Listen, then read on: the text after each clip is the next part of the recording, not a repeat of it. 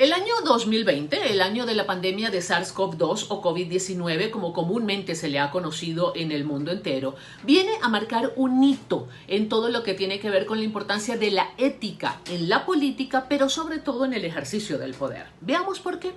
La pandemia de COVID-19 se convirtió en la argumentación perfecta para que los gobiernos autoritarios cayeran en la tentación de incrementar sus medidas de control social, conculcando libertades públicas, libertades individuales y libertades colectivas, conculcando derechos muchas veces contenidos en los propios textos constitucionales de esos respectivos estados, sobre todo en aquellos estados que existe una importante precariedad institucional, de forma tal que no existe la garantía del peso y el contrapeso en el ejercicio del poder. Siempre puede haber más control social del que hasta ahora hemos visto y del que hasta ahora se ha conocido e inclusive padecido.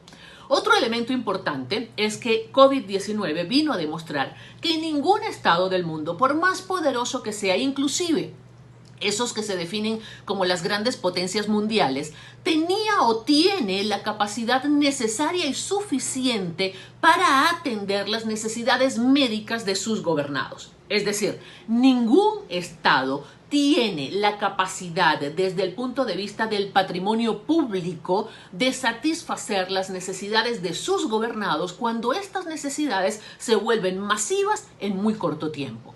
De allí la importancia de conjugar esfuerzos entre sector público y sector privado para robustecer infraestructuras como por ejemplo la infraestructura de salud, que ha demostrado tener una importancia capital en estos tiempos. ¿Dónde entra la ética en todo esto?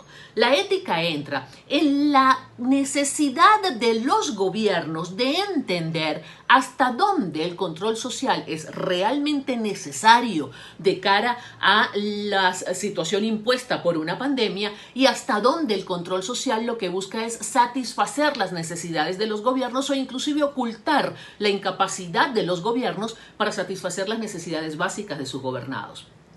La ética entra a la hora de definir los límites en cuanto a la cooperación entre Estado y capital privado para robustecer infraestructuras como la infraestructura de salud en cada uno de los estados.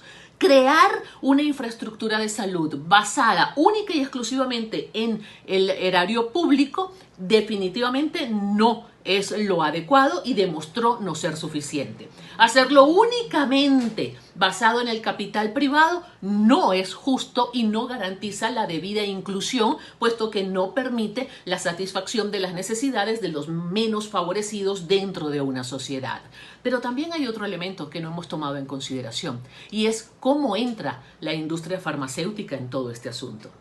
En medio de una pandemia ha sido notable el esfuerzo de la industria farmacéutica a nivel mundial para dar con una vacuna que permita restablecer la normalidad en el mundo entero. Pero el precio de esa vacuna no ha sido exonerado para ninguno de los gobiernos y en algunos de los casos ni siquiera ha sido exonerado para la población.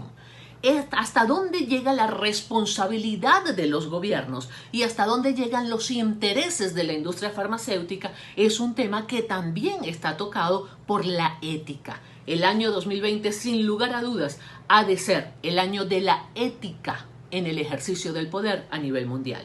Yo soy Giovanna de Michele y esto es Hispano Post.